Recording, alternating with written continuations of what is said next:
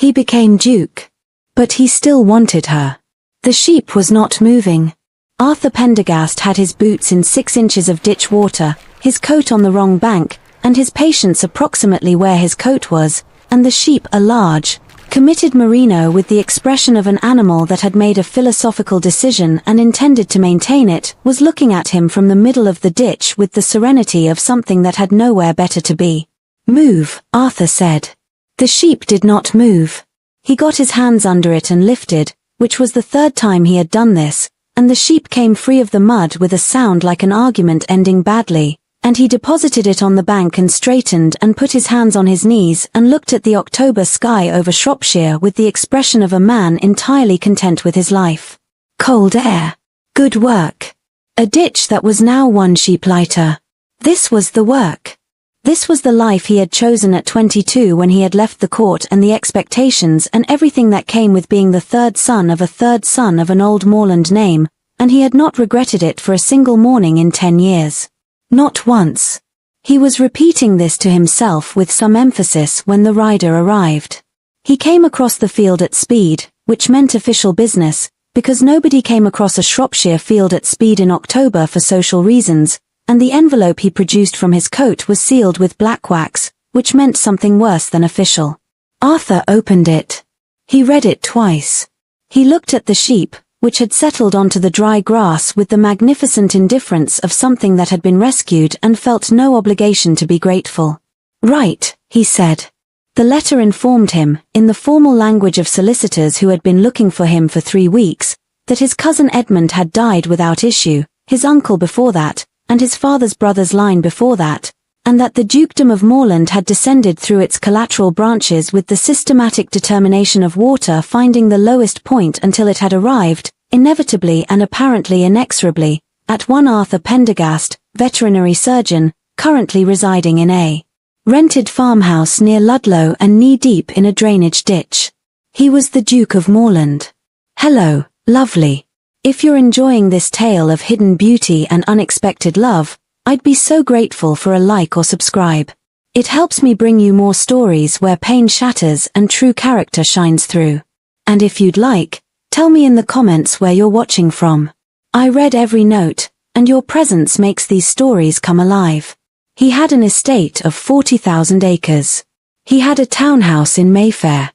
He had a house in Somerset, a house in Derbyshire, and the legendary Moorland racing stables, which were considered among the finest in England and which were, the solicitor's letter noted with the particular emphasis of a man flagging the most pressing element of a complex situation, currently being managed in his absence by Lady Beatrice Alcott.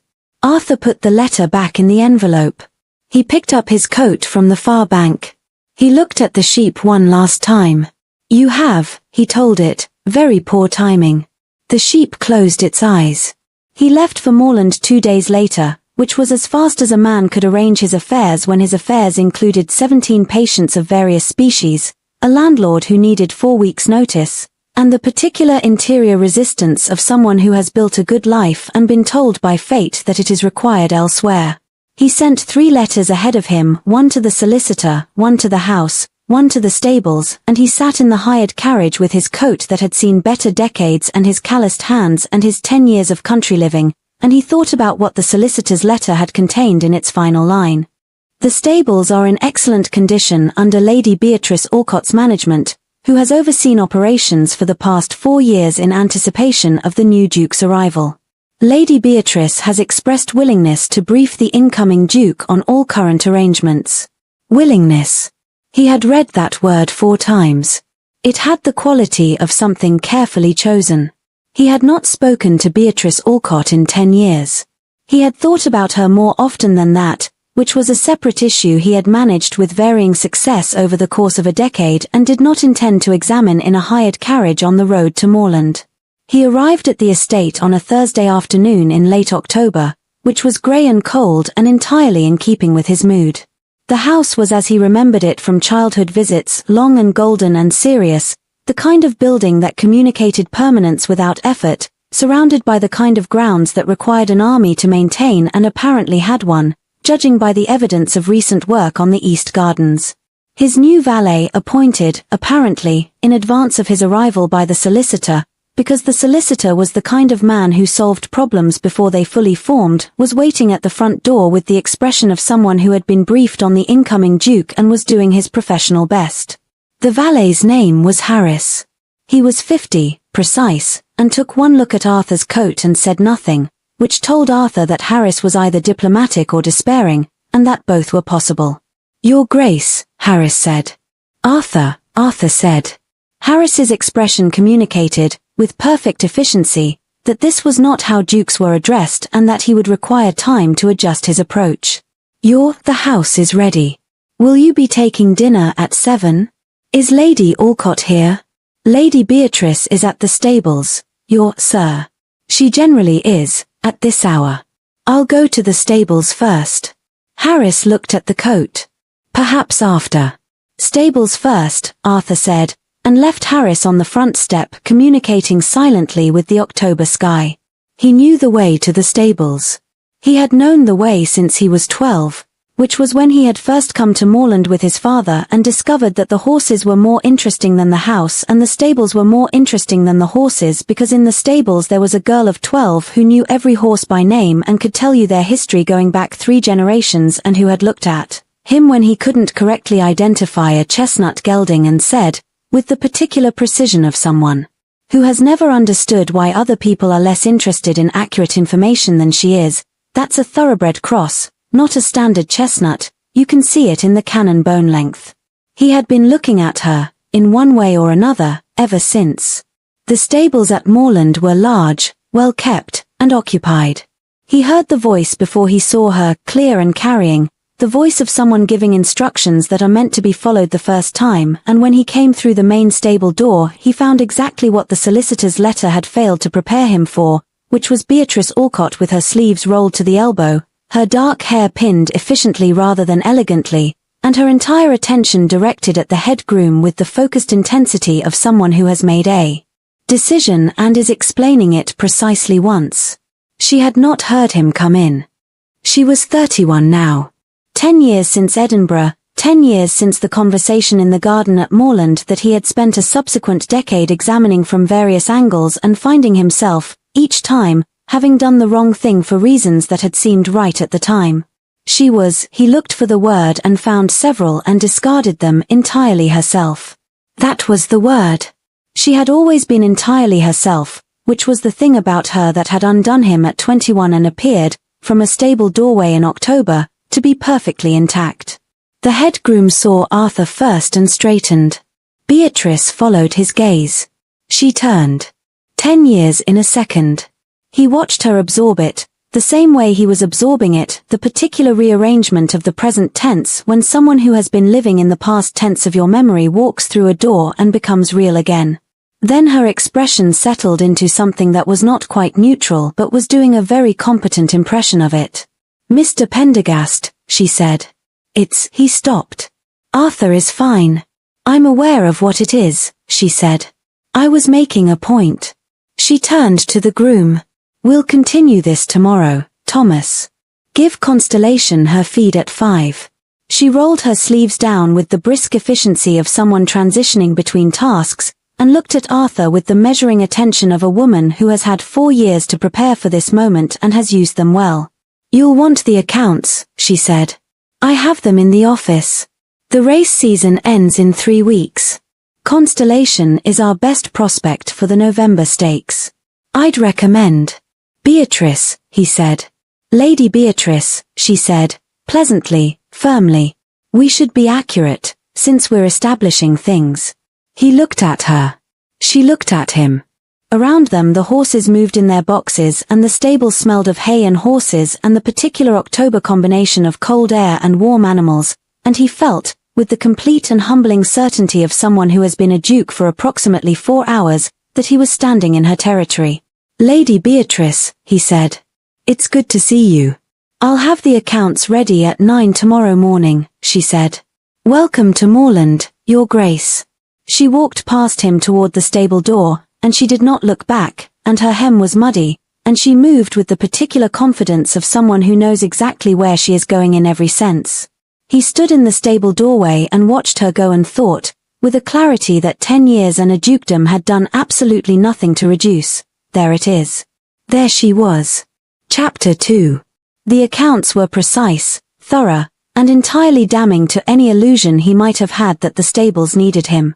Arthur sat in the estate office at 9 on Friday morning and read through 4 years of records that told the story of a woman who had taken a good operation and made it excellent breeding decisions documented with scientific rigor, bloodline analyses he would have been proud of, veterinary notes that showed a depth of practical knowledge that put his professional training to a specific and pointed kind of shame. The Constellation purchase, he said, looking at a record from 2 years ago. You bought her for 40 guineas. She was undervalued, Beatrice said, from the other side of the desk. She was in her working clothes again, the practical dress, the pinned hair, the rolled sleeves, and she had brought the accounts herself rather than sending them, which he was choosing not to read too much into. Her dam was from a French line that the previous owner didn't recognize. I did. Where did you learn the French bloodlines? I read, she said, with the mild precision of someone who considers this self-evident. He turned to the veterinary section. Marsh fever, 3 cases, all resolved without loss. How? Early isolation and the drainage improvement I implemented in the south paddock. She turned a page in her own copy. The drainage was contributing to standing water in the paddock. I redirected it in the spring of 1768. No recurrence since. He looked at her. You redirected the drainage. The estate carpenter and I. Yes. How did you know that was the source? I observed the pattern. She met his eyes steadily. I have been observing these stables for 4 years. I know every variable. He closed the accounts. He leaned back in the chair that was his chair, in his office, at his estate, and looked at the woman across from him who had done everything he was supposed to come here and do, and done it better than he would have, and felt the particular sensation of a man confronting an assessment of himself that is unflattering and accurate in equal measure. I owe you an apology, he said. The air in the office changed.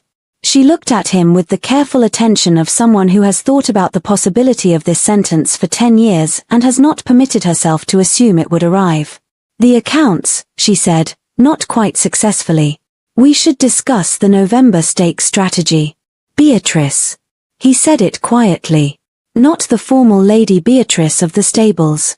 Just her name, which he had been careful with for the last 18 hours. I owe you an apology for Edinburgh. For the letter. For, he stopped, found the precise words, for deciding what you could and couldn't handle without asking you. She was very still. I left, he said, because I thought I had nothing to offer a lady. You had the court. The connections. The future that made sense. I was going to be a vet in the country and I told myself that was the right thing to go, to not ask you to reduce yourself. I know what you told yourself, she said, and her voice was level and her hands were flat on the desk. I read the letter, Arthur. I have read it several times over several years. She looked at him. You decided for me. Without asking me. You decided what I would want, what I would choose, what I was worth, and you left before I could contradict you. Yes, he said. And now you have a title and an estate and 40,000 acres and you've arrived and she stopped herself. Reorganized. And the November stakes is in 3 weeks and Constellation needs her final training schedule adjusted and these are the things that require discussion. They do, he said. We will discuss them. And this too. There is nothing further. There is 10 years further, he said. I'm not asking you to address it all today.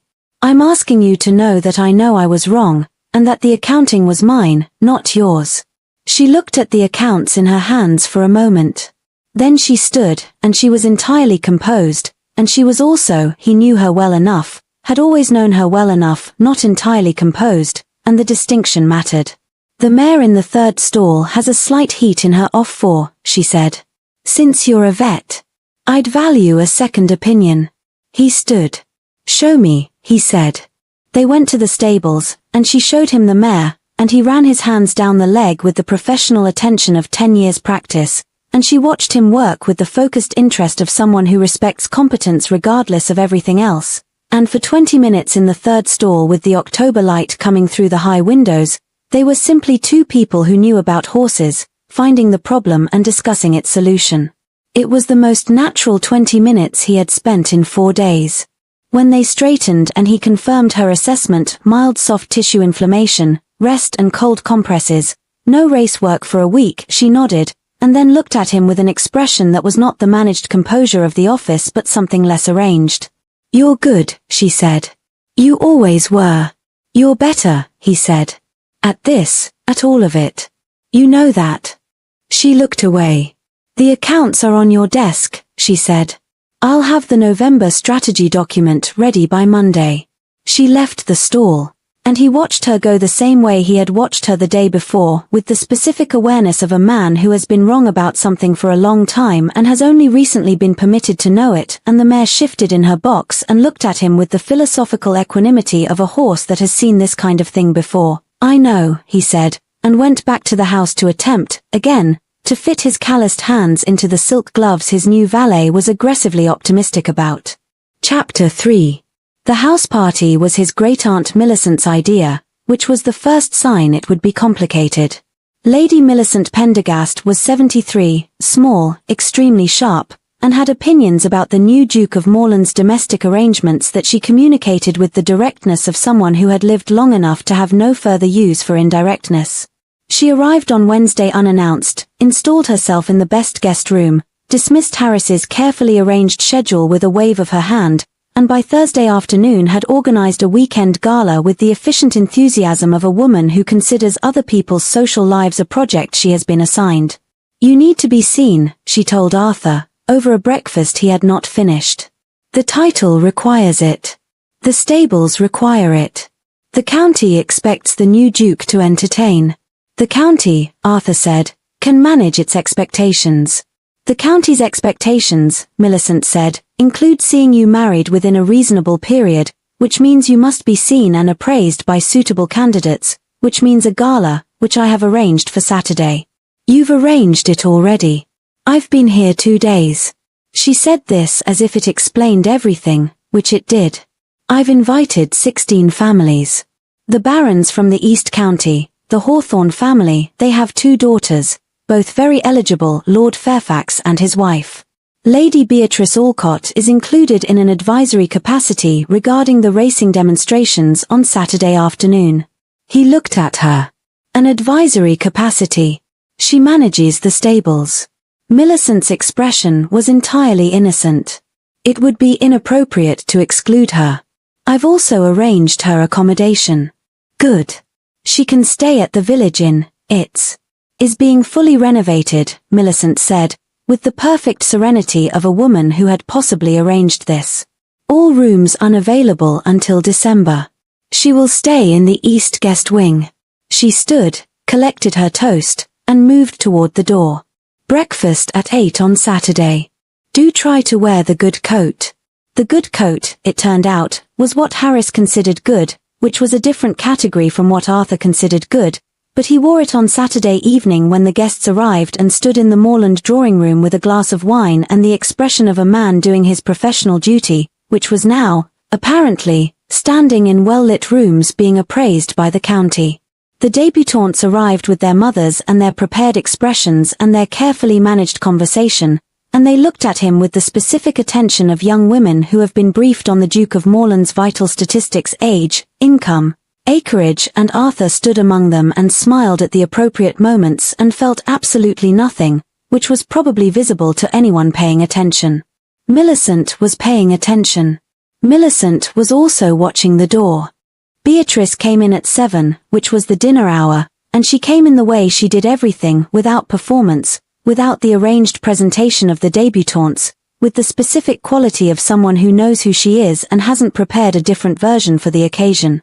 Millicent had apparently had opinions about her dress, because it was not her stable clothes, deep green silk, simply cut, and her hair was up properly, and she moved through the drawing-room doorway and Arthur had the experience of a man who has been standing in a room that was slightly too warm and bright and has suddenly registered why.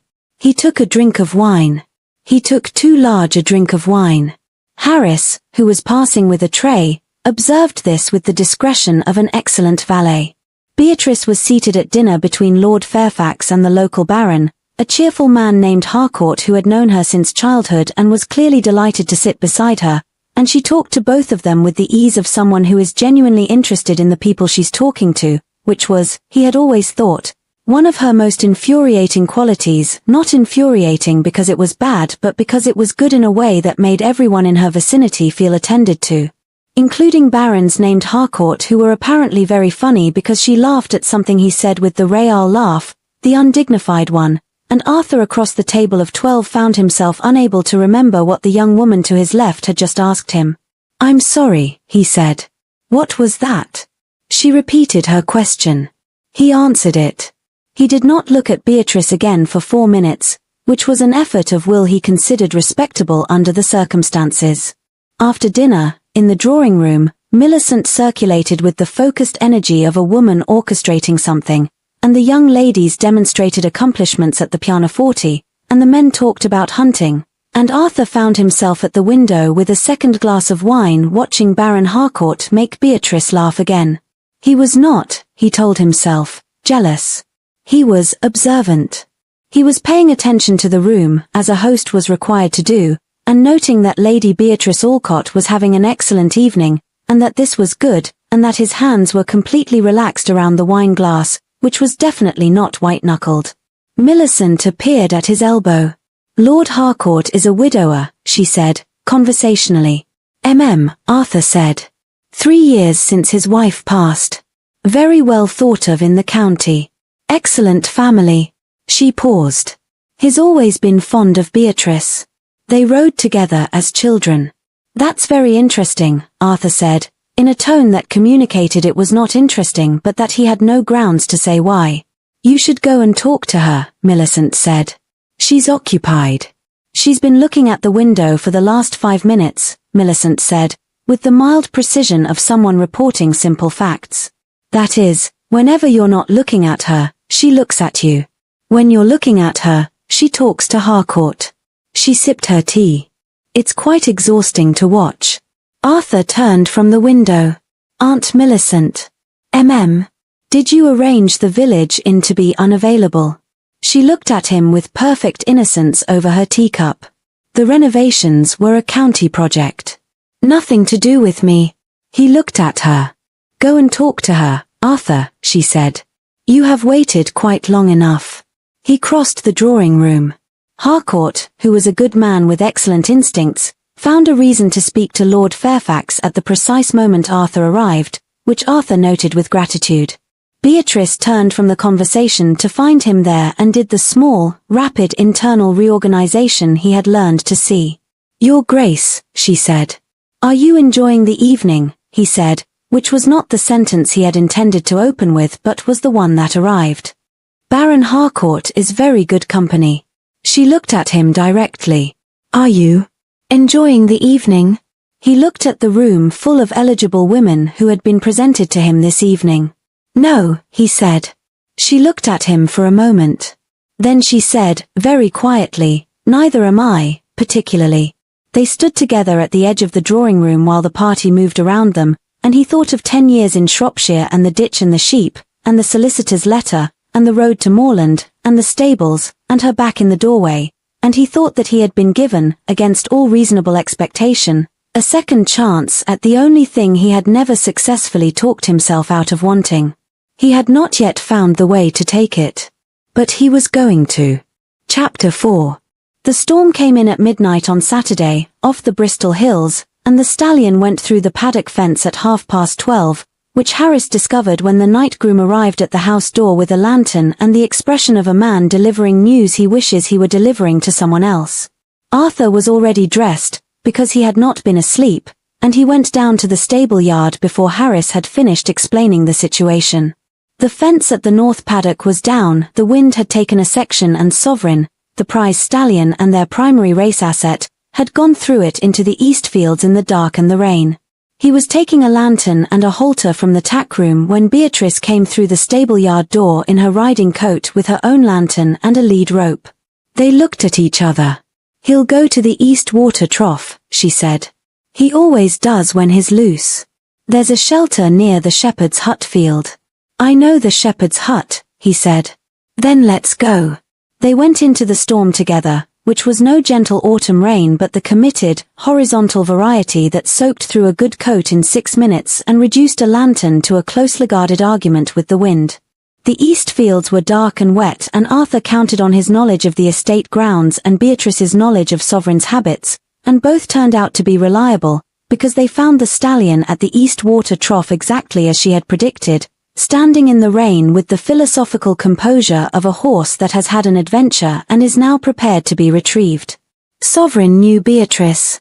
He came to her hand with the calm of long familiarity, and she got the lead rope on him and spoke to him quietly, and Arthur held his own lantern up against the wind and watched her work and thought for the second time in as many days that the word for her was entirely herself.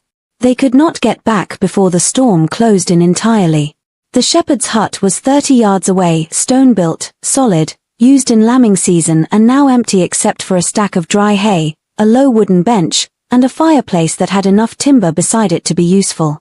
They got Sovereign into the small attached pen, which was dry and adequate, and they went inside, and Arthur got the fire going with the focus of a man who has made fires in worse conditions, and Beatrice wrung water from her coat and sat on the bench and pushed her wet hair back from her face, and they looked at each other in the firelight with the rain coming hard against the stone walls. He's fine, she said. Sovereign. The cold won't hurt him for a night.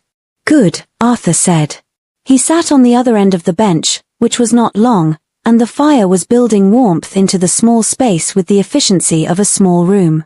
He took off his outer coat, which was comprehensively wet. She had her coat on still, which was marginally less wet.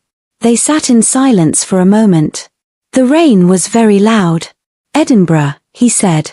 She looked at the fire. I've been trying to find the right time, he said. There isn't a right time. There's just time. He turned to face her. I told myself I left for your sake. Because I had nothing to offer. Because you deserved better than a life in the country with a man who had chosen mud over quartz. He paused. That was real, what I believed. But it wasn't the whole truth. She was very still. The whole truth, he said, was that I was 22 and I was afraid. You were already everything, Beatrice. Already yourself, already certain, already the person who could identify a French bloodline from a cannon bone and argue with grooms and manage things that needed managing. And I was going to Edinburgh to learn things you already knew by instinct, and I was afraid that if I asked you to wait, or to come, or to choose me, you would, and that I would spend the rest of my life being less than what you chose. The fire cracked. Outside, the rain continued its opinion. So you chose for me, she said. Not with anger, the anger had been 10 years ago, she supposed. This was something more settled and more sad. You decided I would eventually agree with you. I decided, he said, that you would be better served by a clean ending than a long diminishment. He looked at his hands, the calloused veterinarian's hands in the firelight. I was wrong. I knew I was wrong approximately 3 months after Edinburgh. I have known it with increasing certainty for 10 years. She said nothing. I did not come back, he said, because I had nothing to come back with. I was a vet in the country. I was the thing I had chosen over you, and I had made that choice, and coming back empty-handed to say I regretted it seemed worse than staying away. It would have been worse, she said, quietly. Then. He looked at her. And now. She looked at the fire for a long moment. Then she looked at him, and she was 31 and entirely herself and entirely not what he deserved and possibly willing to be here in a shepherd's hut in a rainstorm and say the thing that had been true for as long as the other thing had. You came back with a dukedom, she said. Which I don't care about. I know. And with the capacity to correctly diagnose a soft tissue inflammation in a mare's off 4, which I do care about. I know that too. And with an apology, she said, which is 10 years late and also the first honest thing you've said to me since you left. She paused. That I care about. He was looking at her with the full, direct attention of a man who has stopped managing the distance. Beatrice. Don't, she said. Not yet. She turned back to the fire. I have spent 4 years running your family's stables and building something real and being entirely fine, and you have been in Shropshire in a ditch, and I need a moment before you say whatever you're about to say. He said nothing. The rain said everything that needed saying for the next several minutes, and the fire settled into its work, and Sovereign moved in the pen outside with the quiet of a horse that has been caught and is warm and has no further concerns. She had one blanket from the emergency shelf rough wool, the kind kept for lambing, and she put it around her shoulders and then, without looking at him, held out one side of it. He moved closer on the bench. She put the blanket around both of them. They sat that way, close enough that he could feel the warmth of her shoulder against his, looking at the fire, with the rain loud outside and the 10 years between them finally, quietly, beginning to close. I managed the stables, she said eventually, because they needed managing. Not for you. I know, he said. And if you had stayed in Shropshire and never become Duke, they would have continued to be managed. I know that too. But, she said, and she stopped. But, he said, very carefully. But I am not unhappy, she said, slowly, with the precision of someone choosing exact words, that it is you who came through the stable door on Thursday. He looked at the side of her face. She was looking at the fire. The blanket was warm around both of them and the storm was wild outside and he was closer to her than he had been in 10 years and she had just said, in her precise, careful, entirely Beatrice way, that she was glad he was here. He did not kiss her. Not yet. Not in a shepherd's hut at 1 in the morning after a storm, when they had barely begun to dismantle 10 years and there was a race in 2 days and everything still to be said. But he did not move away, and she did not move away, and they sat together under a lambing blanket with the fire doing its work, and the gap between them had been crossed in the only way it could be, not with a grand gesture, but with two people sitting close enough to be warm and choosing not to move. The November stakes, he said eventually. Constellation is ready, she said. I know. I reviewed the training records. What did you think? I think you're going to win, he said. She turned and looked at him, and they were very close, and her expression was the real one, unmanaged, the one he remembered and had been reconstructing from memory for 10 years. She said. We're going to win. He looked at her. He agreed. Outside, the storm began very slowly, as storms eventually do, to reconsider. Chapter 5. The morning of the November stakes was cold, clear, and full of people who had opinions about the Duke of Moreland. They arrived at the Moreland race grounds from 6 counties, the county families and the racing interests and the tons representatives who had heard about the new Duke and come to appraise him, and with them the women Millicent had assembled for Saturday's gala who had found reasons to extend their visits and were now distributed through the viewing stands with the expressions of people who have placed a specific kind of bet. Arthur stood in the winner's circle before the race in his good coat. Harris had been quietly insistent and looked at the prepared remarks his solicitor had sent over, which were gracious and appropriate, and said nothing at all. They covered the estate's history, the stable's excellence, the Duke's intentions for the future of moorland racing, and they concluded with what Harris had described as a subtle announcement of his intention to pursue a formal engagement with a suitable candidate in the coming season. He folded them and put them in his pocket. Constellation ran in the 3rd race, and she ran the way Beatrice had said she would run, clean and fast and with the particular certainty of an animal in her best form, and she won by 2 lengths with the ease of something that had never been in question. The crowd was loud about it. Beatrice was in the back of the crowd, near the rail, in her riding habit which was her best one but was still, compared to the silk of the watching ladies, entirely practical. She had her hands on the rail and she was watching Constellation come in, and her face was the open, unmanaged, entirely herself face that he saw in the stables and had seen in the shepherd's hut, and she was magnificent was the word, he thought. Not because of the silk or the setting, but because she was completely present, completely here, completely the person she was. He walked to the winner's circle. He looked at the crowd, at the county families and the tons representatives and the eligible ladies and Millicent in the stands who was watching him with the sharp, knowing attention of a woman who has arranged things and is waiting to see whether they take. He took the prepared remarks out of his pocket. He looked at them. He put them back. The Moreland stables, he said, and the crowd quieted for the Duke, because crowds quieted for Dukes, one today because of Constellation, who is an exceptional horse. She is an exceptional horse because she was identified, purchased, trained, and brought to this race by Lady Beatrice Alcott, who has managed this estate stables for 4 years with a competence and dedication that I have spent the last week discovering I cannot adequately describe. He paused. I have been the Duke of Moreland for 8 days.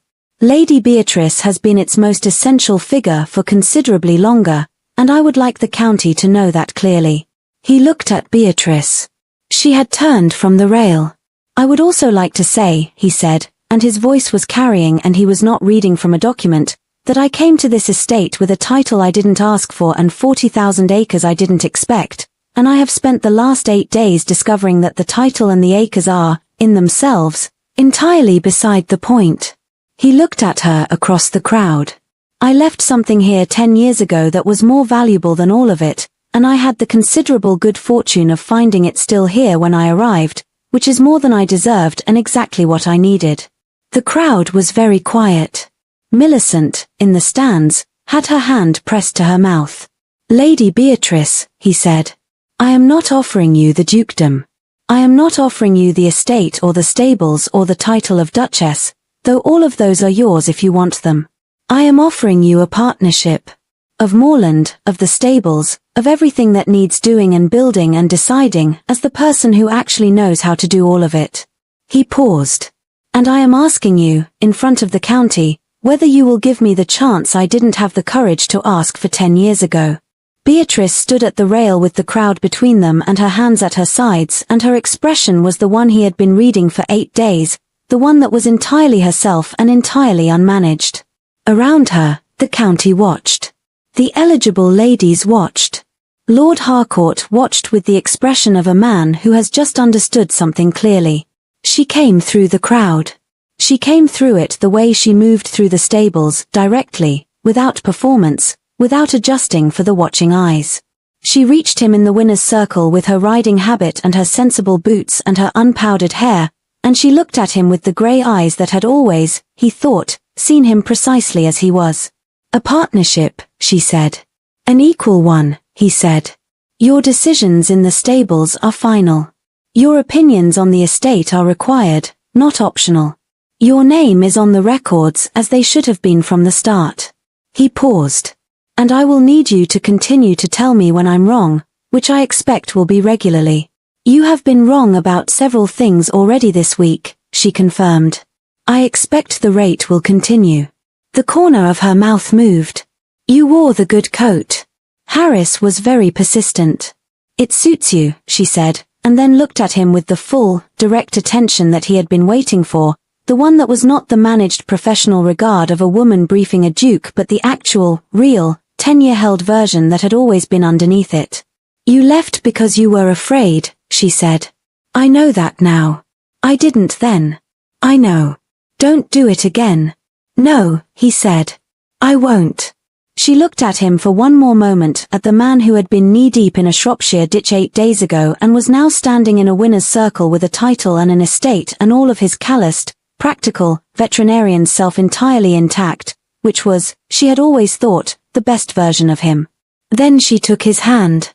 He kissed her. He kissed her in the winner's circle with Constellation's ribbon on the post beside them and the county watching and Millicent in the stands apparently overcome, and it was not a graceful, performed, ducal kind of kiss but the real kind, certain, decided, the kind that had been 10 years in preparation and had no interest in being brief about it. The crowd had opinions. They did not care. When they broke apart, Beatrice looked at the watching faces, the county families, the eligible ladies, the tons representatives, with the mild, composed expression of a woman who has won a race and is aware of it. The stables, she said, turning back to him. The south paddock drainage needs extending before spring. I'll look at it Monday, he said. I've already designed the plan. Of course you have. He still had her hand. He was not letting go of it. Show me. Tuesday, she said. Monday you have letters from the solicitor. Harris told you. Harris tells me everything. He's been trying to manage you for 8 days and appears grateful for the assistance. From the stands, Millicent's voice carried across the winner's circle with the carrying quality of a woman who has never needed to raise her voice because she has always been entirely certain of being heard. "It is about time," she said, to no one in particular and everyone within range. "Absolutely about time." Beatrice looked at Arthur. Arthur looked at Beatrice. "Your great-aunt," she said, "is entirely insufferable," he said. "She arranged the village inn," Beatrice said. "I know. The renovation was suspiciously convenient." "Extremely." They looked at Millicent, who raised her glass to them from the stands with the serene satisfaction of a woman who has played a long game and won it. Arthur raised his free hand back. She shook her head, pleased. They walked back toward the stables together, the Duke in his good coat and his calloused hands, and Beatrice in her riding habit with the November Stakes ribbon tucked into her pocket and mud on her hem, which was exactly as it should be, and the county watched them go, and it had quite a lot to say, and neither of them was listening. The South Paddock drainage plan was already in her notebook. He had looked at it that morning, before the race, because she had left it in the office and he had read it with the careful attention of a man reading something excellent, and he had added one note in the margin in his own hand, small, precise, a veterinary observation about the water table she had not had access to, and left it where she would find it. She had found it. She had not said anything yet. But she had brought the notebook to the race, which was not necessary, which meant she had wanted it with her, and he thought that was the kind of thing you noticed when you were paying attention, which he intended, from this point forward, to do without interruption. The stables received them with the smell of hay and horses and the particular warmth of a place that has been well kept and is well known, and Sovereign looked at them from his box with the equanimity of a horse that has survived a storm and a shepherd's hut and a winner's circle and expects nothing further to be remarkable today. Arthur opened the notebook to his margin note. The water table drops 4 feet in the northwest corner. It affects the drainage differential. "I know," she said, looking at the note. "I factored it in. Look at the second diagram." He looked. She was right. He was wrong. She watched him arrive at this conclusion, and her expression did the thing it did when she was right and knew it and was being decent about it. "The second diagram is better," he said. "Yes," she said. "I should have looked further before commenting." "You should have," she agreed. "But the observation about the water table was correct. It's just already accounted for." He closed the notebook. He handed it back. She took it. They stood in the stable aisle with Sovereign at one end and the sound of the race grounds still audible through the walls, and the life that was beginning to assemble itself around them, the stables and the estate and the partnership and the 10 years that had been survived and were now behind them, was large and complicated and entirely real. "The cottage," he said. She looked at him. "There's a farmhouse on the south boundary of the estate," he said. "I saw it in the records. It's good land. Good building." He paused. "I've been thinking about the surgery. The veterinary practice. The county needs one and I've been one for 10 years and the dukedom doesn't require me to stop." She looked at him with the expression that was not surprise but recognition. "You want to keep working."